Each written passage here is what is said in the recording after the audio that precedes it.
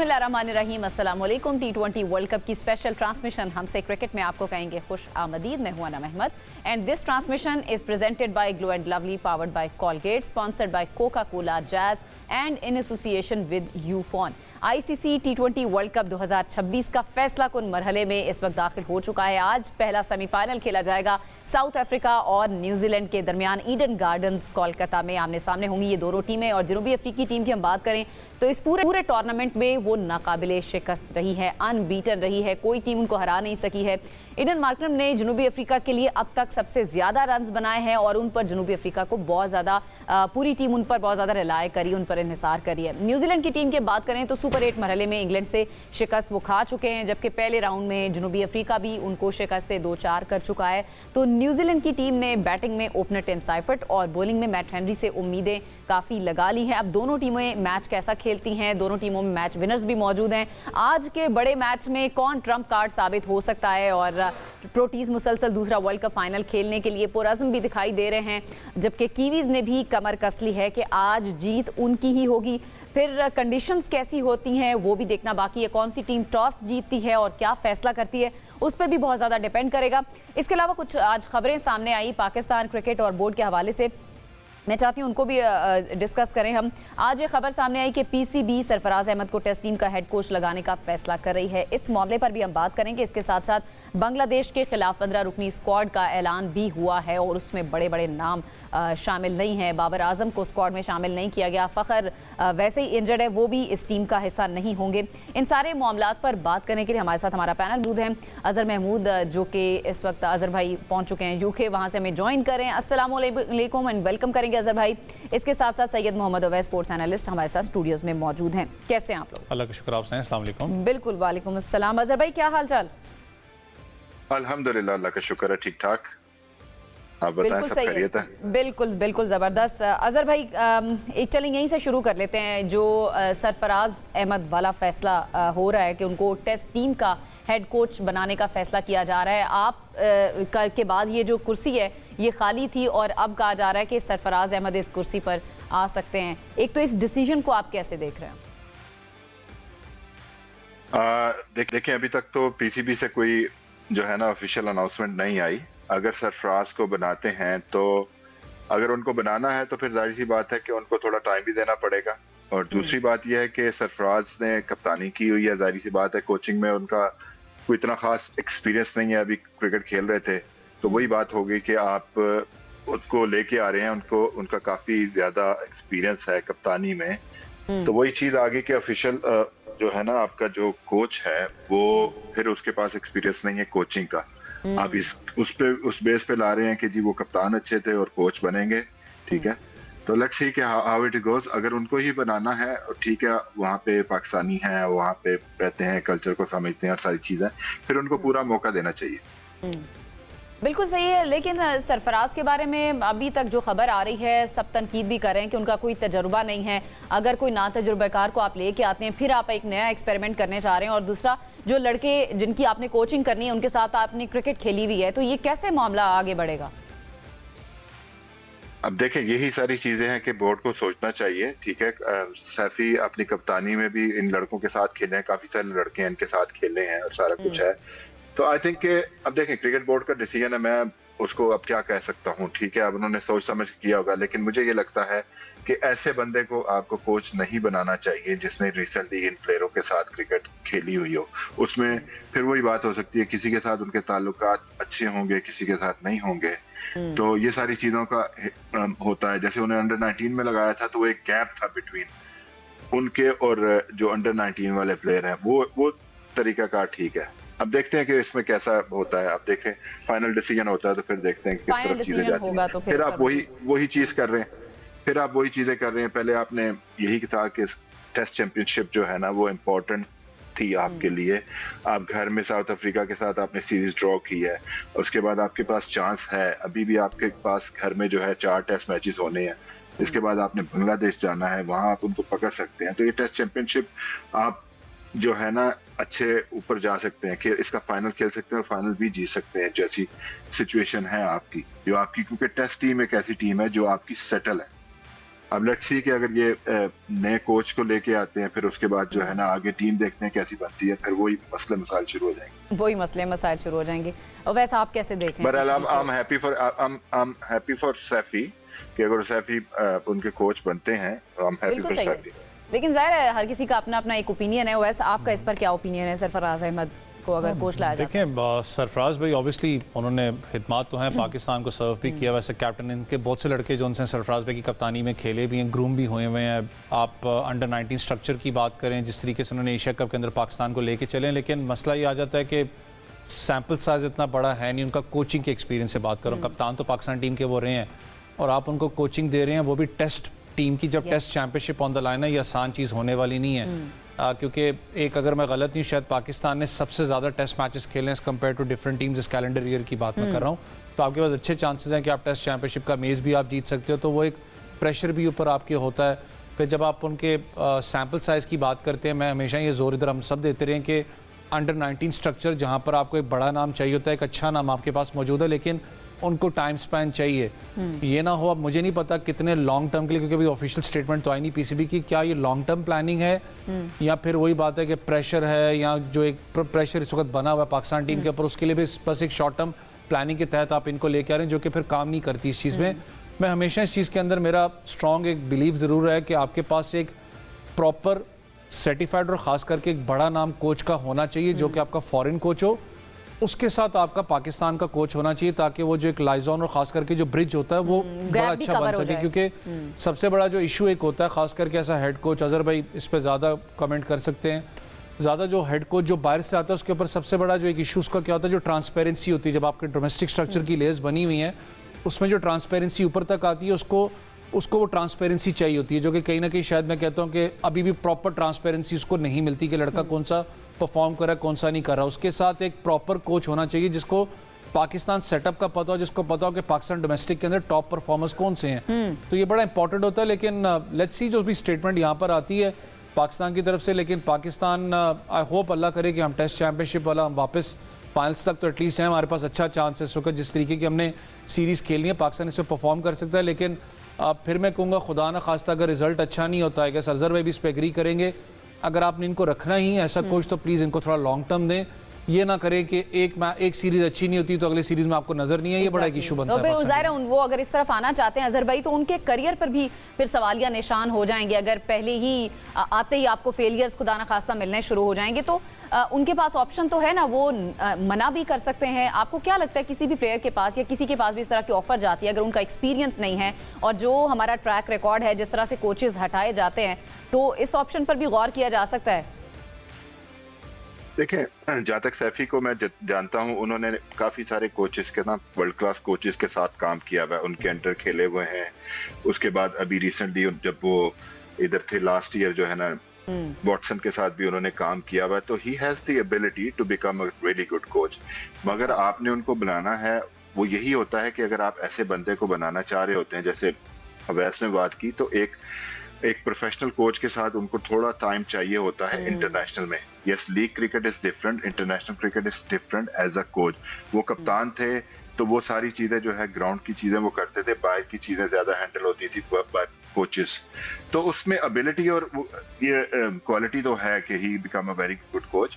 But ये है कि अगर आप उनको बना रहे हैं, जैसे आपने पहले पीछे किया था 2019 में जो आप हेड कोच लेके आए थे, उनका भी कोई एक्सपीरियंस नहीं था, तो उसमें फिर आपके मसले मसाइल हुए थे। अगर आपने सैफी को डिसाइड कर लिया है कि ये आपने उसको कोच बनाना है, तो फिर आप सैफी को ये पूरी टेस्ट चैंपियनशिप मिनिमम ये पूरी टेस्ट चैंपियनशिप दें, और उसके बाद आगे भी फिर उन्हीं के साथ ही चलें।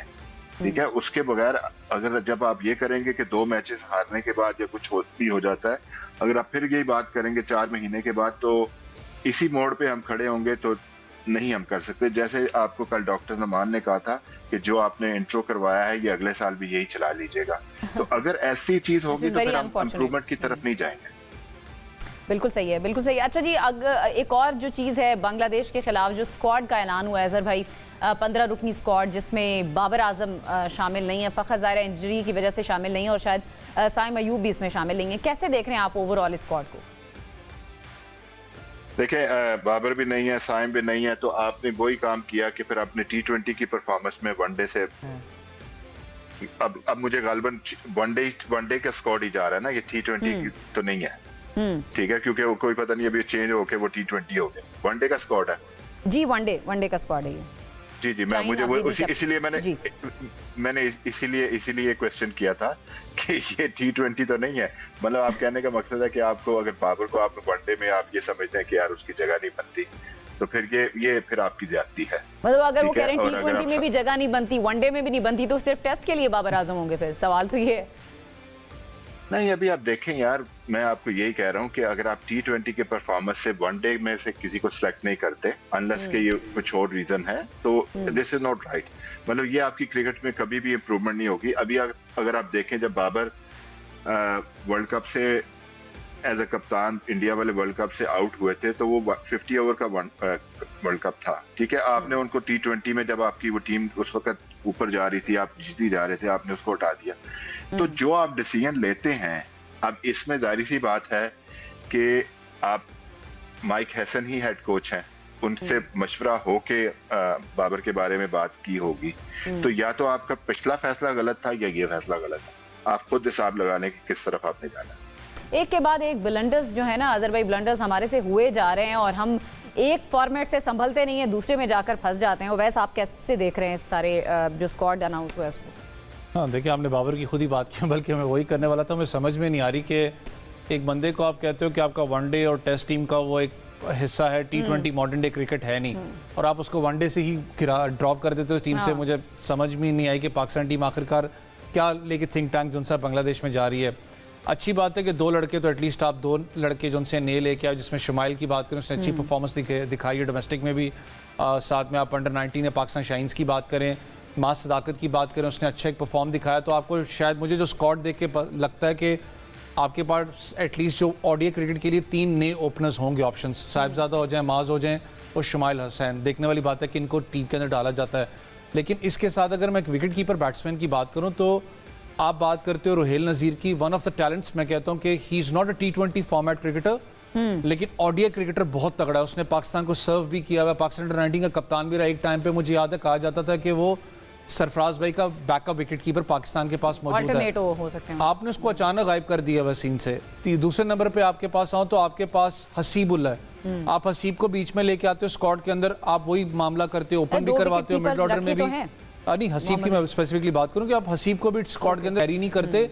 तो जो लड़के जो टॉप परफॉर्मर आपके डोमेस्टिक के रहे हैं, उनको स्टेटमेंट क्या दे रहे हैं? नॉट अगेंस्ट दिस स्क्वाड, अच्छी बात है कि आप एटलीस्ट एक स्क्वाड जो सा बीच में 2-3 लड़के नए लेके जा रहे हो, लेकिन जो लड़के टॉप परफॉर्मर्स आपके रहे हैं, फिर हम बात करते हैं ना कि आपने ओडीआई क्रिकेट को रीवैम्प करना है, आपने 2027 वर्ल्ड कप की तैयारी करनी है, अभी से आपने तैयारी करना स्टार्ट करना है। आपने ये नहीं करना कि आप वर्ल्ड कप सर पे तो 2 मैचेस पहले आप तैयारी करने शुरू कर दें, आपने अभी से तैयारी करनी है। तो इसमें से प्लेइंग 11 आपकी नजर में क्या हो सकती है स्क्वाड में से?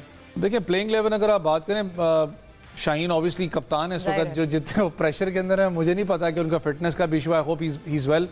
आपके पास जो प्लेइंग 11 ज़्यादातर स्क्वाड में यही होगा, हुसैन तलत आप कर लें, उसके अलावा आपके पास शाहीन बैठे हुए हैं, आपके पास साहिबजादा फरहान यहाँ पर आ जाएंगे। आपने जो लड़कों को बीच में इंक्लूड किया, मैं स्क्वाड को अभी ब्रीफली स्टडी नहीं किया था, लेकिन जो मोर ऑफन जो आपने इससे पिछली सीरीज के अंदर ओडीआई का स्क्वाड खिलाया, आपको मोस्टली वही होगा। देखने वाली बात है सिर्फ कि साहिबजादा के साथ ओपन कौन करेगा, क्योंकि I would preferably go with Maaz Sadaqat, क्योंकि उसने अभी रिसेंटली परफॉर्म भी अच्छा किया। शुमाइल नो डाउट बहुत अच्छा टैलेंट है, लेकिन फिर मैं कह रहा हूं कि एटलीस्ट आपके पास एक बंच ऑफ पाकिस्तान शाहीन्स में क्रिकेटर्स थे जो कि आप ओडीआई क्रिकेट में रखते, ताकि उनको आप ग्रूम कर सकते पूरे साल के लिए। बिल्कुल सही है अजहर भाई।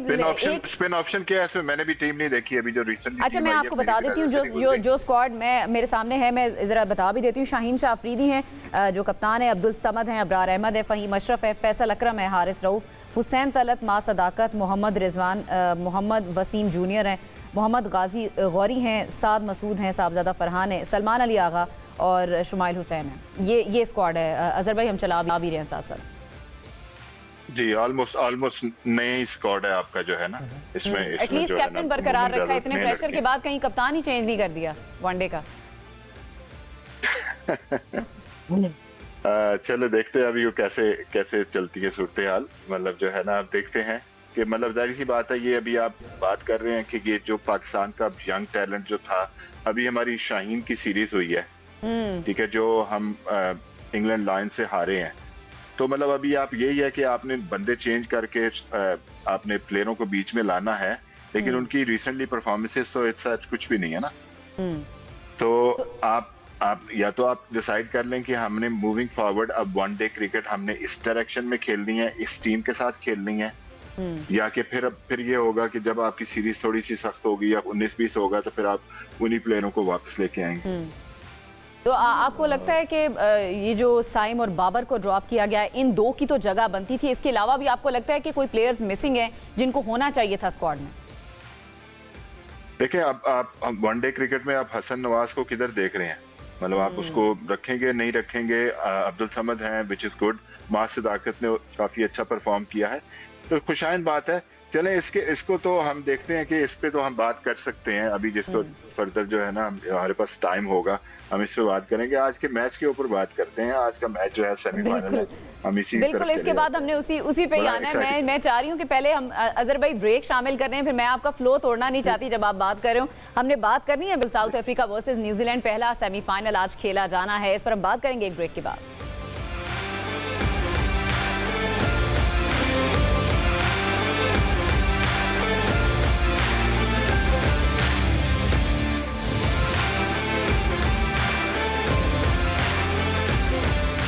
ब्रेक के बाद आपको कहेंगे खुश आमदीद। अहम मैच, पहला सेमीफाइनल आज खेला जाएगा 6:30 बजे ईडन गार्डन्स कोलकाता के ग्राउंड में, साउथ अफ्रीका वर्सेस न्यूजीलैंड। और साउथ अफ्रीका के बारे में जिस तरह मैंने पहले भी बताया कि वो अनबीटन है, अभी तक नाकाबिले शिकस्त रही है, लेकिन आगे सेमीफाइनल एंड देन सेमीफाइनल की दौड़ में वो आगे जा पाती है या नहीं, ये देखना बाकी है। अजहर भाई, अब ज़रा बात कर लेते हैं इस मैच के ऊपर। ऑन पेपर आपको कौन सी टीम ज़्यादा स्ट्रॉन्ग नज़र आ रही है न्यूजीलैंड और साउथ अफ्रीका में से? देखिए, ऑन पेपर में अगर आप देखेंगे तो साउथ अफ्रीका आपको ज्यादा स्ट्रांग नजर आती है, नॉट जस्ट ऑन पेपर। अगर आपके थ्रू आउट द टूर्नामेंट अगर आप देखेंगे तो साउथ अफ्रीका एक ऐसी टीम है कि जिन्होंने ऐसे क्रूशियल मैचेस जीते हैं और वहां पे उनके प्लेयरों ने परफॉर्मेंस की है। ना सिर्फ कि उनके टॉप ऑर्डर ने परफॉर्म किया, बल्कि उनके मिडिल ऑर्डर ने भी परफॉर्म किया है। अगर हम दोनों टीमों का कंपैरिजन देखें तो साउथ अफ्रीका का टॉप हैवी है, न्यूजीलैंड का टॉप हैवी है। बैटिंग अगर ओवरऑल अगर आप दोनों टीमों को देखेंगे तो नीचे तक डेप्थ है, लेकिन कंसर्न जो मुझे नजर आ रहा है वो न्यूजीलैंड में कि वो जो उनका मिडिल ऑर्डर है वो परफॉर्मेंस नहीं कर रहा। चैपमैन ने इतने कुछ खास रन नहीं किए। डैरन मिचेल जो है, जो अभी रिसेंटली सीरीज खेले हैं वर्ल्ड कप से पहले, आउटस्टैंडिंग सीरीज खेले हैं अगेंस्ट इंडिया के, तो वो रन्स नहीं कर रहे। हो सकता है, मैं आज देखना चाह रहा हूँ कि वो ऐसा प्लेयर है कि उसको थोड़ा सा टाइम चाहिए होता है। हो सकता है कि आज वो उसका बैटिंग ऑर्डर चेंज करें और उसको थोड़ा सा ऊपर शिफ्ट करें, क्योंकि वो उनका मेन प्लेयर है। इन कंपैरिजन अगर आप साउथ अफ्रीका को देखते हैं तो साउथ अफ्रीका में टॉप 3 जो है वो बहुत जबरदस्त फॉर्म में है, स्पेशली द कैप्टन हिमसेल्फ माकरम। अगर आप उसका गेम को देखें कि जो उसने रन्स तो किए हैं, लेकिन कैसे रन्स किए हैं कि पावर प्ले में बॉल नंबर 1 से बॉल 10 तक उसका स्ट्राइक रेट है 170 का, 169 का, ठीक है। बॉल 10 से बॉल 20 तक उसका स्ट्राइक रेट जाता है 223 का। तो दैट शोज कि वो पावर प्ले में ही आपके ऊपर इतना अटैक कर देता है कि वहां पे वो आपसे अपोजिशन से गेम लेके चले जाते हैं, अंडर प्रेशर ले आते हैं। साथ में अगर आप देखें तो जी हाँ जी, रिकिल्टन को देखें, वो बड़ी अच्छी फॉर्म में है।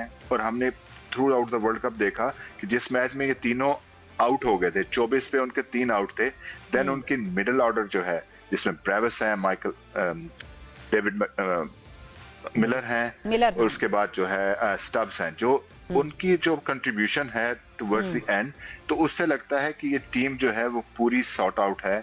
ये सारे इनके प्लेयरों ने कहीं ना कहीं वर्ल्ड कप में कंट्रीब्यूशन की है, तो ये बड़ा खुशाइन बात है साउथ अफ्रीका के लिए। कंसर्न न्यूजीलैंड के लिए यह है कि उनके जो मिडिल ऑर्डर है उसने इस तरह पूरे टूर्नामेंट में फायर नहीं किया। हो सकता है क्योंकि वो खेले थे श्रीलंका में जहां पे पिचेस आर स्पिन फ्रेंडली, तो ये मैच जो है ये ईडन गार्डन में मैच है, तो यहाँ पे पिचेस आपने लास्ट मैच भी देखा, पिच थोड़ा सा डिफरेंट है, तो यहाँ पे हो सकता है वो जो बैट्समैन रन नहीं कर सकते वो आज कर सकते हैं यहाँ पे करें।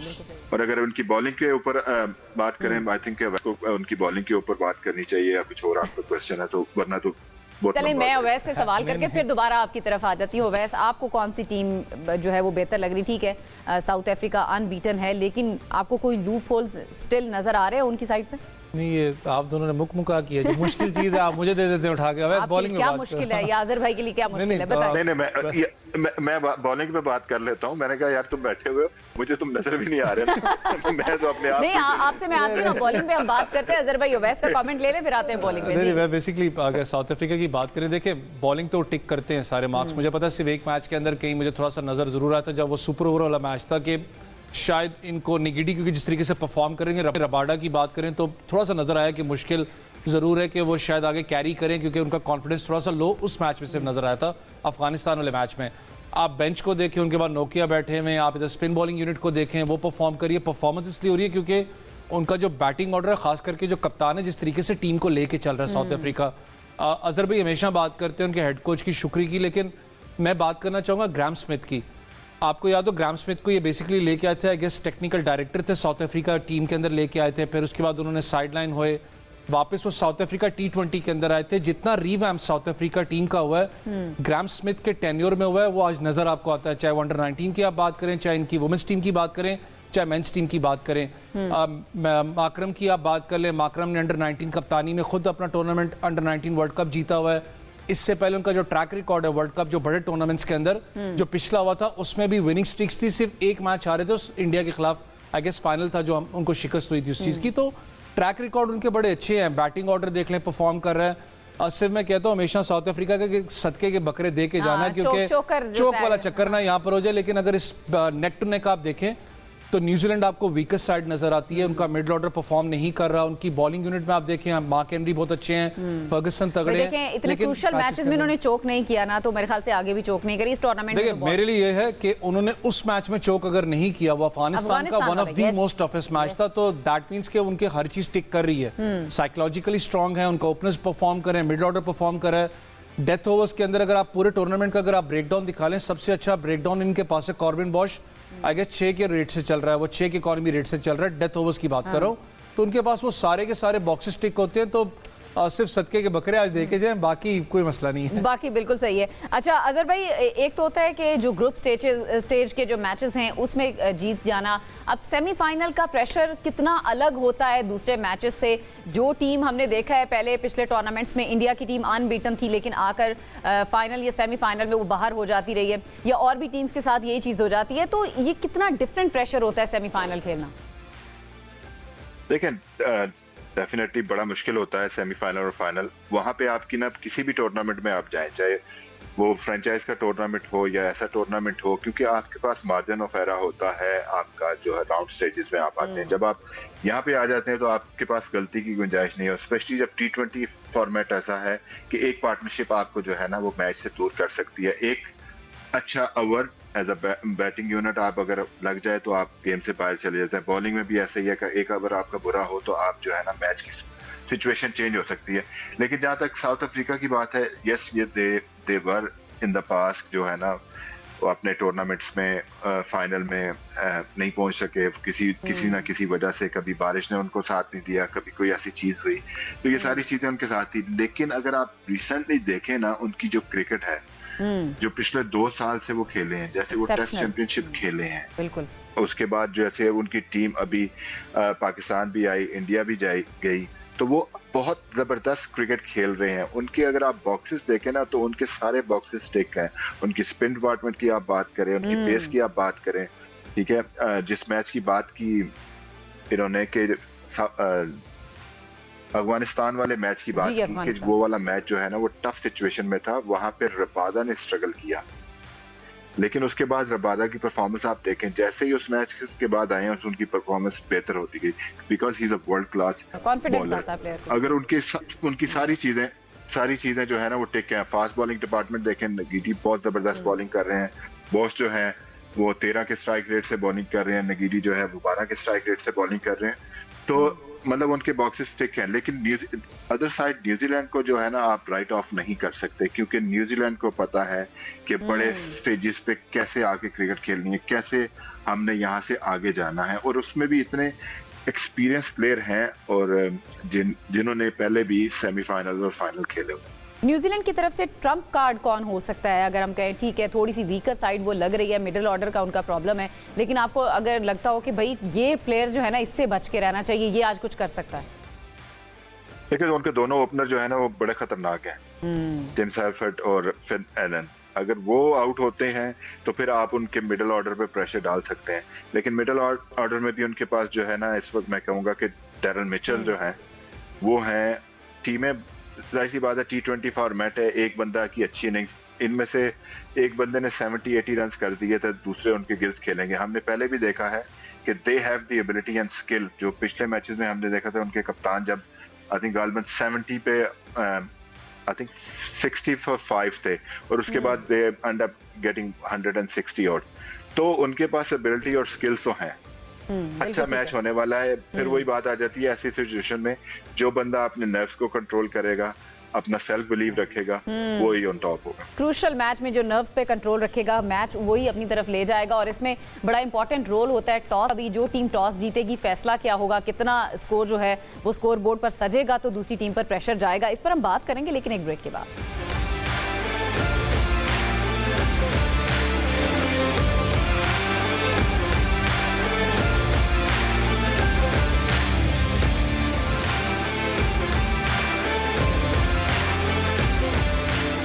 के बाद आपको कहेंगे खुश आमदीद। सेमीफाइनल अब से कुछ देर के बाद 6:30 बजे कोलकाता में खेला जाएगा और इसमें टॉस बड़ा इंपॉर्टेंट है। वैसे हम ब्रेक में भी बात कर रहे थे, टॉस का रोल आप किस तरह से देख रहे हैं इस सेमीफाइनल में, और जो टीम टॉस जीतती है क्या डिसीजन लेना चाहिए? अब वैसे है तो स्पिनिंग ट्रैक है हमेशा यहाँ पर, लेकिन ड्यू फैक्टर भी रोल प्ले करता है। पिछले मैच में आपने देखा भी ड्यू फैक्टर रोल प्ले करने लग पड़ता है। तो मुझे जहाँ तक फील होता है कि जो भी टीम टॉस जीतेगी उसकी कोशिश पहले यही होगी कि पहले बॉलिंग करवाएं। क्योंकि चेजिंग साइड पे देखूं तो South Africa as compare to New Zealand आपको चेज में तगड़ा नजर भी आता है साउथ अफ्रीका, क्योंकि उनके पास हर चीज टिक हो रही है। मिडिल ऑर्डर की बात कर लें, आपके opening department, down the order की बात करें। लेकिन मेरे लिए जो आप उसने वक्त अजहर भाई से पूछ रही थी ना कि आपका मेन प्लेयर इस वक्त कौन सा है न्यूजीलैंड में, वो डेरिल मिचेल ही होगा। क्योंकि जो मिडिल ऑर्डर के ऊपर सारा का सारा जो इर्द गिर्द घूमता है न्यूजीलैंड, अगर आप बात करें, क्योंकि आप डेरिल मिचेल की बात कर लें, इंपॉर्टेंट होगा कि वो आज किस तरीके से परफॉर्म करता है खास करके बैटिंग के अंदर। लेकिन मैच पर मैं कह रहा हूँ टॉस ड्यू फैक्टर, और जब बॉल ग्रिप होने वाला है साउथ अफ्रीका स्पिनर्स थोड़े से तगड़े जरूर हैं इसके। तो दूसरी तरफ से भी फिर वो ट्रम्प कार्ड बता दे, आपने एक तरफ तो बता दिया है। देखिए उनके पास ट्रम्प कार्ड की अगर बात करें तो ओपनिंग डिपार्टमेंट है उनका तगड़ा है। आप ओपन की बात करें, फिलन 1-2 मैचेस के अंदर उसने परफॉर्म किया, लेकिन कंसिस्टेंसी नहीं है उनके ओपनिंग डिपार्टमेंट। लेकिन उनके पास फायर पावर है, अगर वो स्टार्ट कर जाते हैं तो ये स्कोर 200 लगभग तो टच करने वाला है। ठीक है अजहर भाई, आपका कमेंट टॉस के बाद फैसला क्या करना चाहिए? जिस तरह अवैस ने कहा कि ड्यू फैक्टर होगा तो बॉलिंग पहले सूट करेगी, आपका क्या इस पर टेक है? देखिए इसमें दो चीजें आपको देखनी पड़ेंगी। एक तो ये है कि जब आप इतने बड़े मैच में जाते हैं, आपने पहले बैटिंग करके अगर रन स्कोरबोर्ड लगाया होता है ना, तो ऑपोजिशन पे ऊपर प्रेशर होता है उसको चेस करने का। ठीक है, तो इसलिए कहते हैं कि बड़े मैचेस में आपने सुना होगा कि नॉर्मली आप bat first and then put the pressure, क्योंकि वो ये होता है कि अगर आपने 180 रन भी किए हैं तो वो जो है ना प्रेशर में 200 रन हो जाते हैं। लेकिन एक इंटरेस्टिंग चीज जो है देखने वाली है कि पिच कैसा है, पिच ड्राई है या पिच के ऊपर कोई जो मॉइस्चर है या नहीं है। नॉर्मली इधर ड्राई पिच होता है, अगर ड्यू आती है तो डेफिनेटली बॉल गीला हो जाएगा। लेकिन हमने देखा है जब ड्यू आई है, पिच ड्राई पिच हुआ है, उसके ऊपर ड्यू आती है तो बॉल ज्यादा ग्रिप होना शुरू हो जाता है। एक डिसएडवांटेज तो आपके पास ये है कि आपका बॉल गीला हो जाएगा, बॉल ट्रेवल ज्यादा करता है। लेकिन वो ही बात है कि पिच को असेस करना कि आया ये पिच ड्राई है, बहुत ज्यादा ड्राई तो नहीं है, अगर उसके ऊपर मॉइस्चर आएगा तो बॉल ग्रिप होना ना शुरू हो जाए। अगर पिच ड्राई नहीं है तो फिर आपको जो है बिकॉज ऑफ द ड्यू आपको सेकंड टाइम पे जो है ना वो रन्स चेस करने चाहिए। क्योंकि हमने देखा है पिछले जो मैच था उसमें 12 ओवर तक ड्यू नहीं आई थी, लेकिन उसके बाद 2-3 ओवर में एकदम से बहुत ज्यादा ड्यू आ गई। तो चलें अगर भाई प्रेडिक्शन भी दे दें फिर साथ ही। यार प्रेडिक्शन आप क्यों मांगती हैं? आई थिंक मेरा ख्याल है कि साउथ अफ्रीका के साथ मैं जाऊंगा। मैं आपको पॉइंट नहीं बताऊंगा कि कितना है, 51 है क्या है। South Africa because they been playing really good cricket और they are the best side so far। आप क्लियरली कह रहे हैं कि आप साउथ अफ्रीका को कह रहे हैं भाई वही हो सकती है। अच्छा वैसे आपकी प्रेडिक्शन क्या है? नहीं, मैं ये चाह रहा हूँ कि देखें T20 में अगर न्यूजीलैंड को देखें तो न्यूजीलैंड मैच हरा सकती है, लेकिन I will go with south Africa. Alright, जो हिस्ट्री कहती है चौक वाला चक्कर अपनी जगह, लेकिन आफ्टर पाकिस्तान डेफिनेटली सबकी ख्वाहिश है साउथ अफ्रीका, क्योंकि जो क्रिकेट उन्होंने खेली है, अगर आप देखें आइसोलेट भी हुए सारी चीज़ें, लेकिन उन्होंने अपना क्रिकेट को रीवैम्प अच्छे तरीके से किया है। 70% साउथ अफ्रीका, 30 आप जाएंगे न्यूजीलैंड के साथ, लेकिन न्यूजीलैंड को राइट ऑफ नहीं कर सकता, लेकिन साउथ अफ्रीका टॉस मैटर करेगा, लेकिन मैं फिर टॉस बहुत मैटर करेगा, कौन सी टीम टॉस जीती है, क्या फैसला करती है। हमारे एक्सपर्ट्स ने हमें बता दिया है कि क्या फैसला होना चाहिए, और जाहिर है ड्यू फैक्टर भी बहुत ज़्यादा मैटर करेगा। अब बाकी प्रेडिक्शंस भी आ गई हैं और दोनों ही साउथ अफ्रीका की तरफ अपना टिल्ट जो है वो दिखा रहे हैं। अब देखना ये कि क्या रिजल्ट होता है। कल जब हम यहाँ पर आएंगे तो एक सेमीफाइनलिस्ट टीम जो है वो सामने आ चुकी होगी। प्रोग्राम को करना है मुझे क्लोज, इंशाल्लाह आपसे करेंगे कल दोबारा मुलाकात। अपना बहुत ख्याल रखिए, अल्लाह हाफिज़।